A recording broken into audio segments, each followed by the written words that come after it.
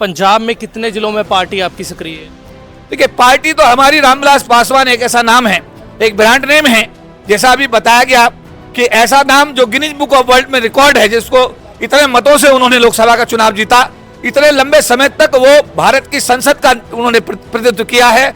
उनका कैबिनेट मंत्री का रूप में कार्यकाल भारत में सबसे नेताओं से ज्यादा है और उन्होंने भारत के अंदर न केवल SC ST OBC के लिए बल्कि आम आदमी के लिए, महिलाओं के लिए ऐतिहासिक कार्य किए हैं। पंजाब में 2027 के आगामी विधानसभा चुनाव को लेके LJP यानी कि लोक जनशक्ति पार्टी रामविलास ने पंजाब में तैयारी शुरू कर दी है। इस समय मेरे साथ पंजाब के इंचार्ज डॉक्टर KP चौधरी हैं। स्वागत करूंगा उनका। डॉक्टर साहब, सबसे पहले तो पंजाब में आपका स्वागत। धन्यवाद। पंजाब की आम आदमी पार्टी के पास बहुत सारे कार्य हैं गिराने के लिए, उनके कार्यकाल के वक्त के। कांग्रेस के पास भी हैं, अकाली दल के पास भी हैं, लोक जनशक्ति पार्टी के पास क्या है पंजाब के लोगों की? देखिए, सबसे पहली बात यह है कि पंजाब पूरा का पूरा नशाबंदी से आज से नहीं, चाहे कैप्टन अमरिंदर सिंह की सरकार रही हो सरदार जी की, चाहे आम आदमी पार्टी की सरकार रही हो, जब भी कोई सरकार रही है, पंजाब नशाबंदी से बहुत पूरी तरीके से त्रस्त है। पंजाब का जो युवक है वो नशाबंदी का आदी है और उस दिशा में किसी प्रकार का कोई रुकावट सरकारों के द्वारा नहीं किया जा रहा है। हमारी सरकार बनने के बाद हमारी सबसे पहली प्राथमिकता होगी कि पंजाब को हम नशा मुक्त कर दें 100%। दूसरा, बेरोजगारी की समस्या पंजाब में आज इतना व्यापक स्तर पर है कि जितना पलायन पंजाब से कनाडा और दूसरे कंट्रीज में हो रहा है, भारत के दूसरे किसी प्रांत से इतना नहीं हो रहा है। तो बेरोजगारी होने के कारण जो ये पलायन हो रहा है, हम इसको रोकेंगे और पंजाब में रोजगार के अवसर प्रदान करके पंजाब के लोगों को सम्मान स्वाभिमान से जीने का अवसर हमारी सरकार देने की पहल करेगी। महिलाओं के लिए सुरक्षा का जो विषय है वो भी बड़ा महत्वपूर्ण है।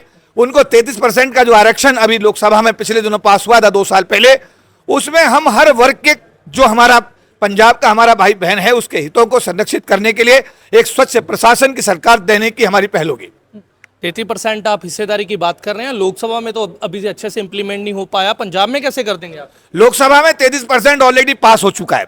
विषय है 33% में OBC का आरक्षण, SC ST का आरक्षण तो ऑलरेडी उसमें लागू है 33% महिलाओं में, लेकिन क्योंकि OBC का आरक्षण का विषय आज कांग्रेस पार्टी ने उसको आज पेंडिंग किया हुआ है, यहां मैं देश के लोगों को क्लियर करना चाहता हूं। 33% का आरक्षण 2 साल पहले भारत की संसद ने एक मत से पास कर दिया है। महिलाओं को 33% का आरक्षण देने का कानून बन चुका है। उस 33% के साथ साथ अभी परिसीमन का जो विषय लोकसभा में रखा गया उसका विरोध किया विपक्ष ने और साथ साथ OBC आरक्षण का मुद्दा उसमें जोड़ दिया गया, इसलिए वो मामला अभी सरकार ने लागू नहीं किया। हमारी कोशिश होगी कि जो कानून बन चुका है उसको 33% महिलाओं को आरक्षण देने के लिए उसको लागू किया जाए। एटलीस्ट लागू नहीं होता है तो हमारी पार्टी की पहल होगी कि हम पंजाब में विधानसभा में अपनी पार्टी के बैनर नीचे जो टिकट देंगे उसमें 33% महिलाओं को अगर उपलब्ध होते हैं कैंडिडेट तो उनको देने की कोशिश करेंगे। पंजाब में अकेले सरकार बनाएंगे या गठजोड़ के साथ, क्योंकि आपका तो NDA के साथ हिस्सेदारी है? देखिए, अभी हम केंद्र सरकार में भी BJP के साथ हैं, NDA का घटक हैं। बिहार में जो हमारी पार्टी जहां 19 हमारे MLA काम करते हैं, 2 कैबिनेट मंत्री और एक SC ST आयोग का चेयरमैन भी कैबिनेट मंत्री होता है, वहां भी हम गठबंधन में हैं। तो हमारा उत्तर प्रदेश में भी अभी हमारी पार्टी का फैसला है कि हम 403 सीटों पर अकेले चुनाव लड़ेंगे और अब हमारा पंजाब में भी यह फैसला है कि 117 सीटों पर अकेले चुनाव। लेकिन क्योंकि गठबंधन का धर्म होता है, आने वाले दिनों में गठबंधन की किसी भी संभावना से हमारी पार्टी इनकार नहीं कर रही है। अगर हमको BJP के साथ गठबंधन में जाने का निर्णय लेना पड़ा तो हमारा केंद्र नेतृत्व इसमें निर्णय लेगा और हम गठबंधन के साथ भी चुनाव लड़ने में अभी हमारी तरफ से किसी प्रकार की कोई जो है डेडलाइन नहीं है। पंजाब में कितने जिलों में पार्टी आपकी सक्रिय है? देखिए, पार्टी तो हमारी रामविलास पासवान एक ऐसा नाम है, एक ब्रांड नेम है।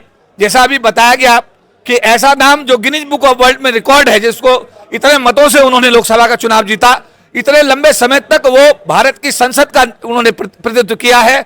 उनका कैबिनेट मंत्री का रूप में कार्यकाल भारत में सबसे नेताओं से ज्यादा है और उन्होंने भारत के अंदर न केवल SC ST OBC के लिए बल्कि आम आदमी के लिए, महिलाओं के लिए ऐतिहासिक कार्य किए हैं।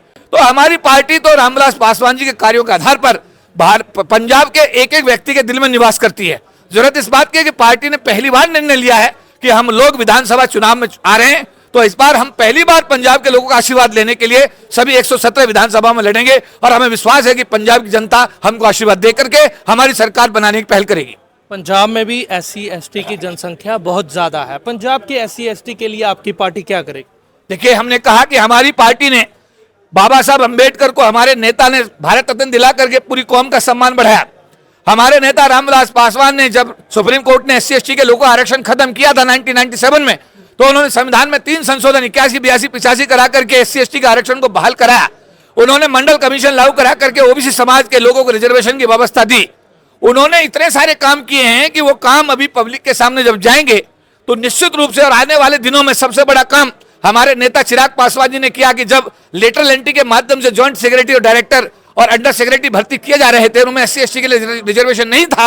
हमारे नेता ने प्रधानमंत्री के साथ बात की और लेटरल एंट्री को बंद करा करके एक SC/ST समाज के लोगों के लिए, OBC समाज के लिए लोगों के लिए ऐतिहासिक कार्य किया है। तो आने वाले दिनों में हमारी कोशिश होगी कि SC/ST समाज जो भारत का एक महत्वपूर्ण समाज है और सबसे बड़ी आबादी पंजाब SC/ST समाज की पंजाब में रहती है, तो भारत के पंजाब के ना केवल जनरल कैटेगरी के बल्कि SC/ST के समाज के लोगों के हितों को संरक्षित पार्टी करती रही है स्वर्गीय रामविलास पासवान जी के नेतृत्व में, और अब चिराग पासवान जी के नेतृत्व में एक एक पंजाब के व्यक्ति का, एक एक भाई बहन का ध्यान रखा जाएगा।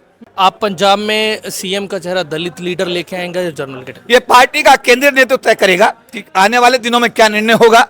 इस बात के लिए मैं अधिकृत नहीं हूं, पार्टी का महासचिव और प्रभारी पंजाब होने के नाते मैं अधिकृत नहीं हूं। आने वाले दिनों में पंजाब की जो केंद्रीय समिति है वो इसमें बैठेगी, बैठकर निर्णय लेगी और पंजाब के लोगों को अवगत कराया जाएगा। धन्यवाद। 14 जून को चिराग पासवान पंजाब में रैली कर रहे हैं।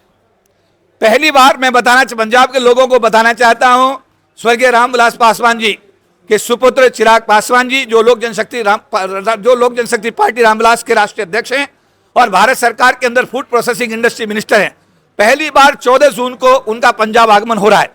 वो सबसे पहले अमृतसर एयरपोर्ट पे उतरेंगे, वहां से सीधा अमृतसर गुरुद्वारे में माथा टेकेंगे, उसके बाद बल्ला जाकर के उनका गुरुजी का आशीर्वाद लेंगे। उसके बाद में यहाँ आकर के जो लवली प्रोफेशनल यूनिवर्सिटी है उसमें शांति मेमोरियल ऑडिटोरियम में पंजाब के कार्यकर्ताओं को संबोधित करेंगे। तो मैं आपके टीवी चैनल के माध्यम से पंजाब के उन सभी भाइयों को, बहनों को जो पार्टी के साथ जुड़े हुए हैं या जुड़ना चाहते हैं, जो मेंबरशिप लेना चाहते हैं, जो लोग पार्टी में स्थान लेना चाहते हैं, पार्टी को मजबूत करना चाहते हैं, पंजाब में एक स्वच्छ प्रशासन की सरकार देना चाहते हैं, मैं उनसे निवेदन करूंगा कि 14 जून को आप सब लोग अपने प्रिय नेता, यंग नेता जो बिल्कुल यंग हैं, उन नेता को सुनने के लिए लवली प्रोफेशनल यूनिवर्सिटी में प्रातः 11 बजे आप उपस्थित हों और चिराग पासवान जी को सुने, उनके विचारों से लाभान्वित हों। मुझे उम्मीद है कि जब आप चिराग पासवान जी को सुनेंगे तो निश्चित रूप से आप जो उम्मीद करते हैं पार्टी से, पासवान जी से, आपको वो जरूर आपकी जो उम्मीदें हैं पार्टी उन पर जरूर खरा उतरेगी और आप अपना आशीर्वाद हमारी पार्टी को दीजिए, सरकार बनाइए। इस वेन्यू को लवली प्रोफेशनल यूनिवर्सिटी में रखने का क्या कारण है? देखिए, सवाल इस बात का है कि सबसे बड़ा ऑडिटोरियम जालंधर में जो तय हुआ, देखा गया कि जो इंडोर स्टेडियम है, कोई दूसरा इंडोर स्टेडियम इतना बड़ा जालंधर परिसर के आसपास नहीं है और 2,500 या 3,000 लोगों की कैपेसिटी का एक ही वेन्यू मिला, वो था लवली प्रोफेशनल यूनिवर्सिटी। इसमें कोई हमने पंजाब जालंधर में PAP ग्राउंड भी है, वहां पर देश के माननीय प्रधानमंत्री जी भी आकर रैली कर चुके हैं और बीजेपी से बड़े मेरे को लगता है देश में इस समय कोई पार्टी नहीं है। तो आपको लगता नहीं है कि वो जगह बेटर रहनी थी? देखिए, स्थान का चयन हमारी स्थानीय कमेटी, स्थान का चयन सेंट्रल लीडरशिप नहीं करती है।